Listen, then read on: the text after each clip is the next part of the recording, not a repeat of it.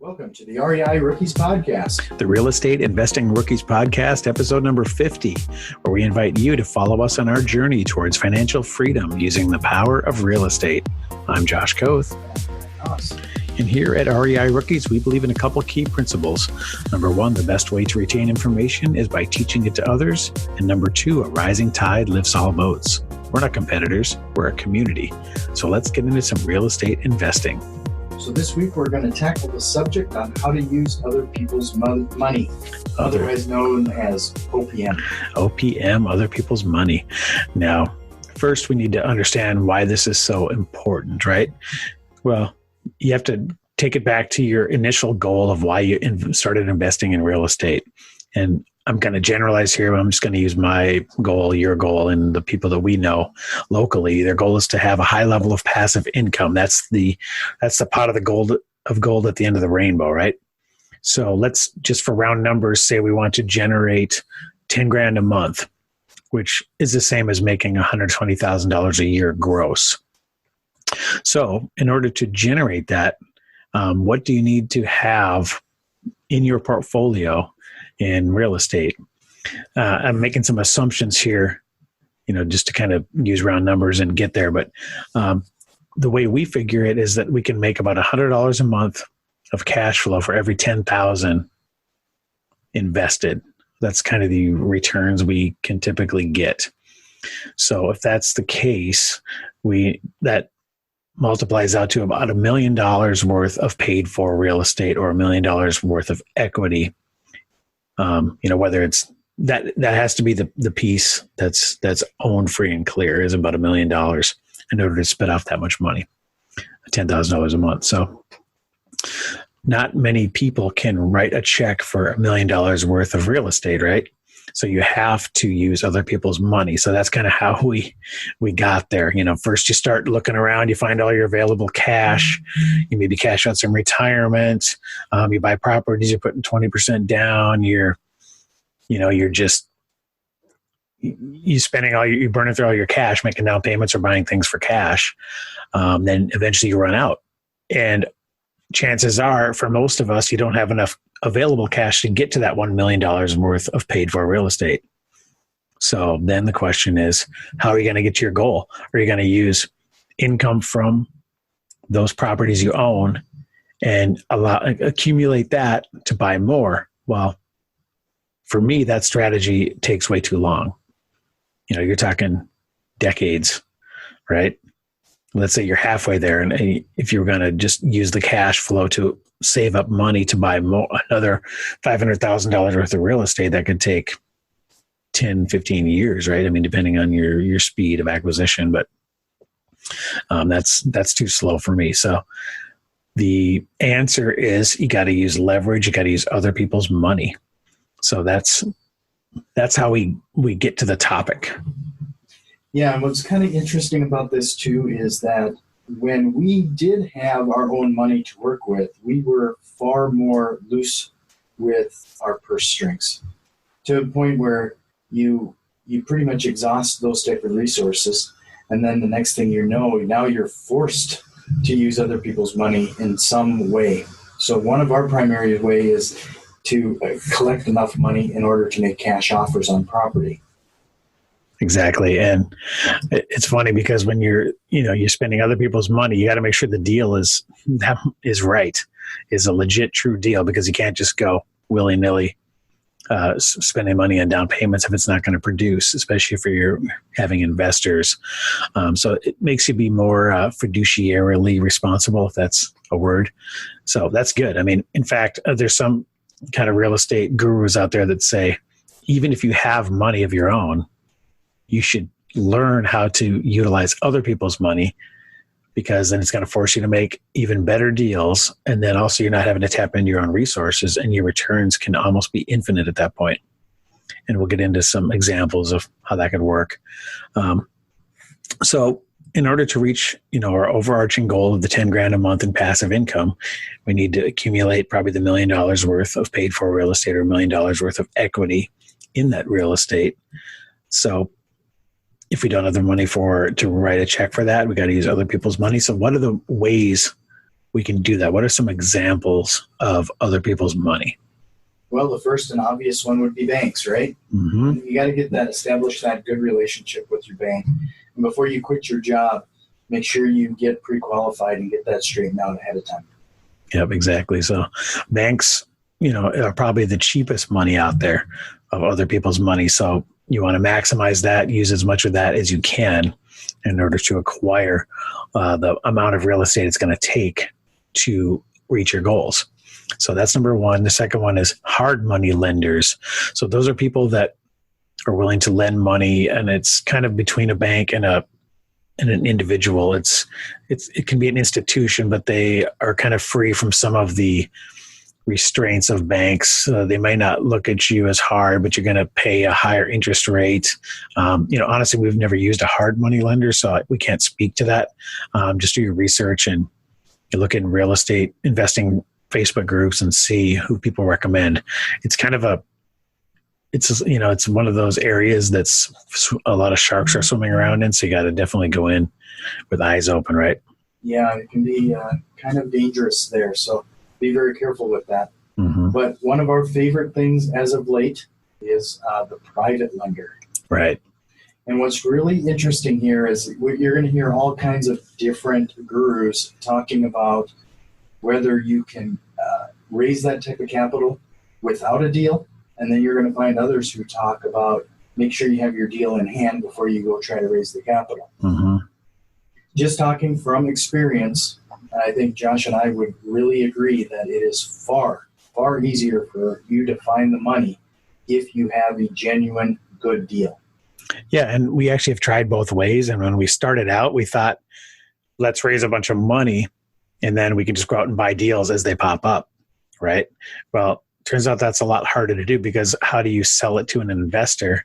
Or, sure, you can say, I'm going to give you a rate of return, but if you don't have a deal in hand, it's just not as tangible. It's not as believable. So we've had a lot more luck when we find a deal that's a true deal, and then we basically say, do you want a piece of this? If it's like a partnership type deal, or here's the property we're going to use this money for, and then maybe borrow the cash to acquire it, and then we'll do a cash out refi in the back end, or whatever our exit strategy is. If you buy it cheap enough, all things are possible, right?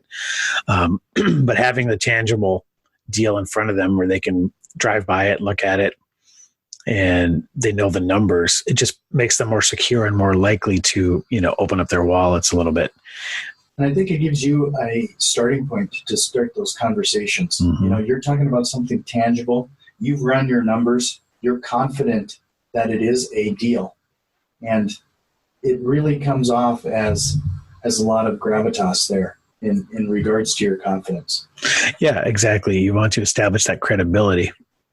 And that comes through performance, right? Through them seeing you doing deals. And that's why, honestly, that's why we have a podcast. That's why we are involved in our local real estate meetup. We try to get in front of people face to face as much as we can and use social media, let everyone know what we're doing, because we want to establish ourselves in our market as people that are doing deals all the time.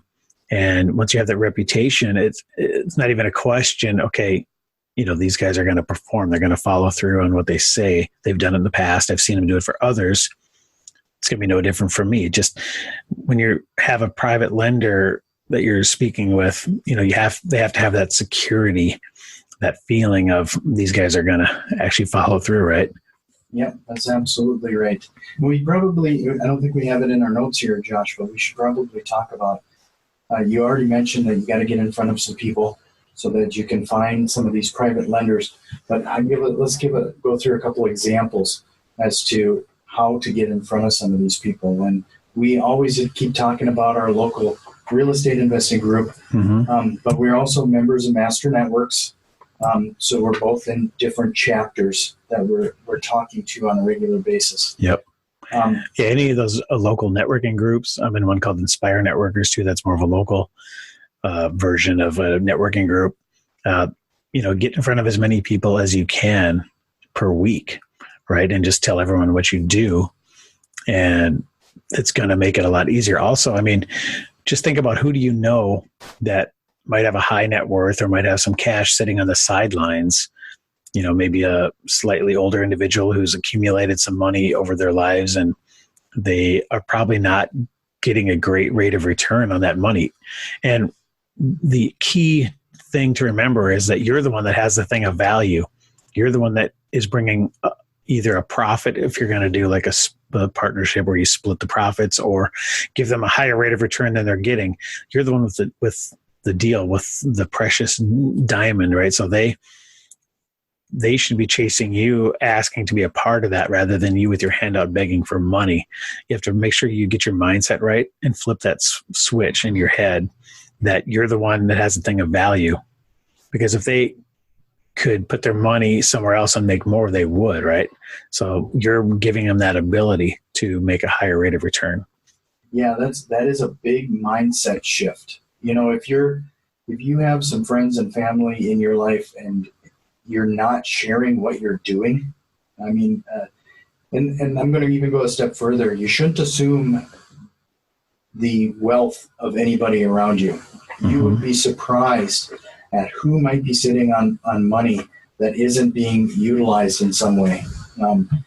So make sure you let everybody know that you do real estate investing.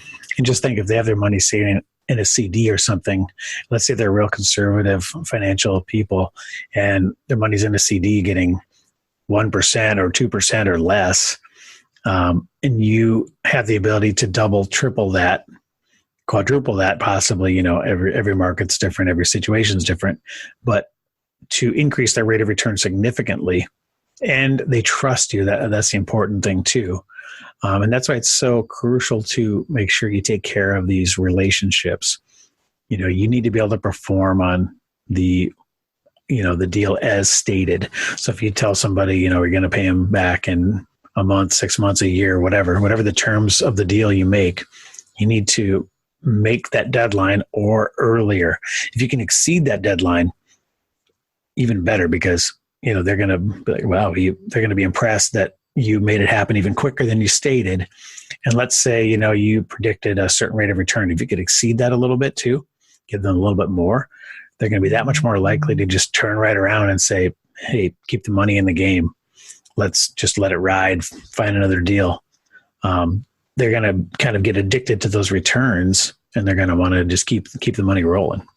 Yeah, I can't echo that enough. That the concept that, and we typically do that as a target.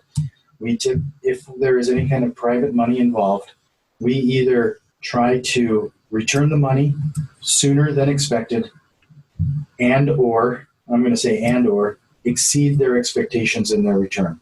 Right. And then you need to know what type of personality they are too. Do you need to be in constant communication with them or not? Some people they're nervous when their money's out. So you got to keep them, calm, talk them off the ledge every so often, and make sure they know their money's safe and everything's on track. You're going to get it back, maybe even a little bit early. That's the best thing. You got to know your personalities too. And remember, real estate is a people game. So you got to treat it as such. And another untapped resources besides private lenders is a seller of a property, right? Now, if you're a real estate investor, you're constantly interacting with sellers of off-market properties. If you're doing any type of bandit signs, direct mail, any marketing beyond the MLS, you're going to be talking directly to sellers. Well, guess what? A lot of those sellers might be in a position where they could sell their house to you using seller financing. And that's a great untapped resource of other people's money. We've had situations where we just say, how about we just start making you payments? Not even a down payment, just how about we start making you payments? Well, that saves us the trouble of having to go raise capital to acquire this property. You skip a bunch of steps and you're in possession of the property with some minimal paperwork. And as long as the deal is a win-win for everybody, they might like that passive income that you're going to produce for them without having to hassle with the property at all. Let's say maybe they're a aging landlord, they want to retire, but they like the passive income. They don't want to cash out and get a big capital gains some tax consequences. It's an option. So always make it part of your offer process when you're possibly submitting a lowball cash offer, or what we call a profitable cash offer. I'll give them the option of a seller finance option as well, maybe a little bit closer to their price. And one way you can do that, and I saw this in a real estate group, this quote was really well worded, I thought. So I'm going to just say it here. It says, sure, I can certainly pay that price. This is if someone counters, like let's say you give a lowball cash price and they counter a little bit higher. You say, sure, I can certainly pay that price, but that wouldn't be an all cash price. If I were to pay that price, it would need to be under the following terms. Then you list those. Would that be acceptable, or would you prefer all cash now? Then instead of them saying no, yes or no to your all cash offer, you're saying, which of these options do you like better? And when presented with two choices to choose from, a lot of times they forget there's a third option of just saying no, which, it just gives you that much more edge, a little bit more higher chance of getting towards a deal. Yeah. So, just like we've learned in the past, you don't assume the mindset of a seller. You don't assume the motivation of a seller, and you don't assume the motivation and mindset of an investor. Right. You don't know what they are thinking is worth it. Mm-hmm.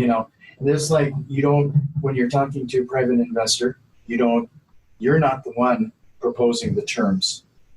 You let them start that part of the discussion. Just in case they'd be happy with a rate of return lower than you were prepared to pay. Great. Then there's even more meat on the bones, and makes it even a better deal for you. So, and if they're still happy with the rate of return they're getting, it's a win-win. So that's why, same reason we always try to get sellers to give us a price first, what they're asking for, because you never know, it might be lower than we were even going to offer. And if that's the case, I'd hate to offer more than they would have taken.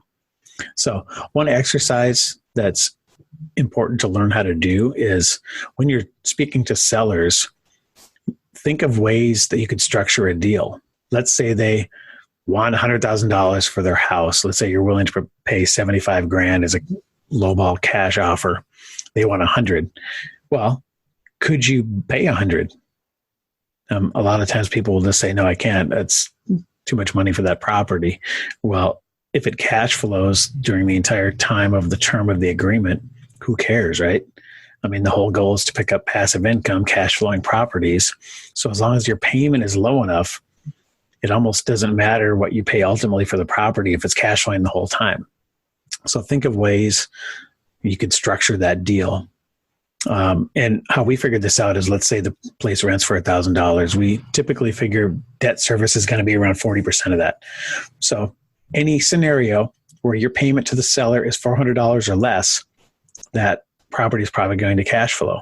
So here's a couple examples of ways you could structure that.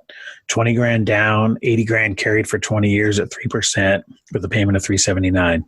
That works. If you happen to have the $20,000 down, maybe even borrowed it, that would work. Let's say you don't have that much money on hand. $5,000 down, $95,000 carried for 30 years at 5%. That's a payment of $454. A little high, but it's getting close. I mean, you could play with those terms and get under the 400. You could stretch it out to 35, 40 years. Maybe reduce the purchase price slightly. Another example, $2,000 down, $98,000 carried for 5 years at 5% with a balloon payment of $413. So right in the line. Here's another one. $0 down, interest only payments of $400 for 10 years, balloon of $100,000 due at the end. I mean, that's wacky, right? But it can work. No money out of pocket. It cash flows the entire time you own it. And at the end of the 10 years, chances are it would have appreciated to the point where you could probably just do a cash out refi, throw a mortgage on it and refi the seller out, and you're good. You got into the property with no money and it cash flowed the entire time. Another example would be $0 down, principal only payments of $400 for 250 payments. That's 20.8 years, basically $400 a month until it's paid off. That just works out to be 250 payments. And again, you don't want to negotiate on their behalf. So don't sit here and think no one would ever take that, because sometimes people will. They just like the cash flow. If they're saying, hey, I'd get rid of this problem property, I'm sick of these tenants, I'm still going to get $400 a month, and you're going to take care of everything else. I mean, there's people out there that will take that deal. And don't undervalue your reputation and building that rapport, because like Josh said, we're not going to negotiate on their behalf. We're going to just present them with 2 or 3 options, let them choose. And if they like you, that's just as much of a value there as anything else. Yeah, and we'll get into, in fact, we should do a whole episode on just speaking to sellers, because this numbers talk is typically the last 5% of your conversation. The other 95% is building rapport and just being nice and talking about the weather and, small talk. And by the time you get to the numbers, you already have a great relationship with them if you're doing it right. And I've had sellers say things like, this other guy was going to give me 20,000 more, but I didn't like him. I like you. I mean, they literally say things like that. And that demonstrates how important the ability to build rapport is. And I mean, it's everything. So in the end, let's wrap this up in a nutshell. Yeah. So basically the only way you're going to get to your goal, unless you have $1 million laying around in the bank to write a check to pay for $1 million worth of real estate.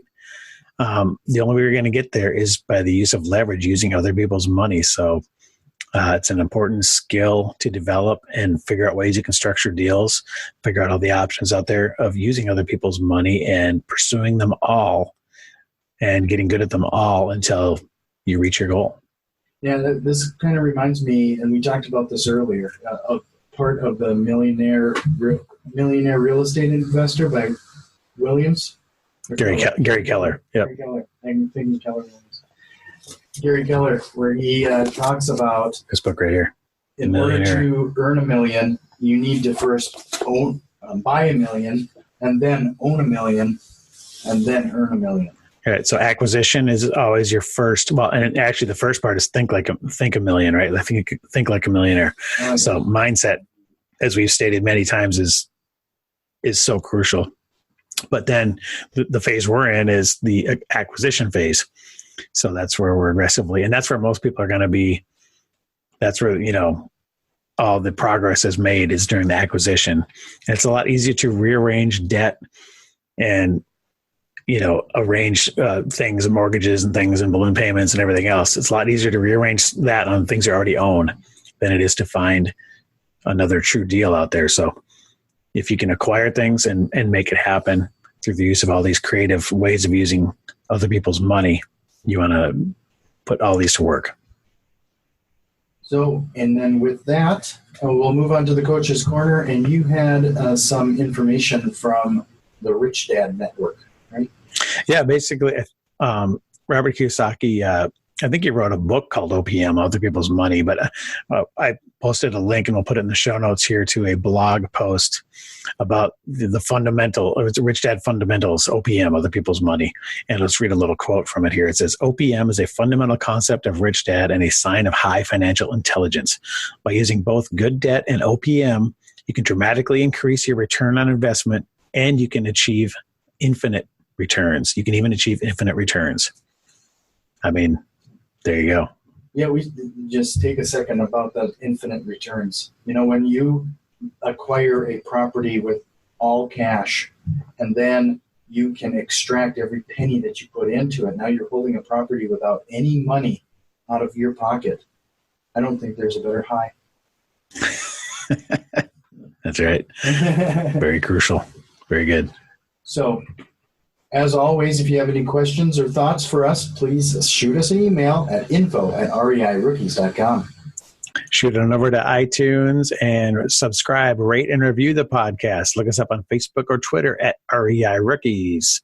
If you like what you're hearing, give us a 5-star review. It really helps other rookie investors out there find the show. And remember, get off the bench. And get into the game. We'll see you next time.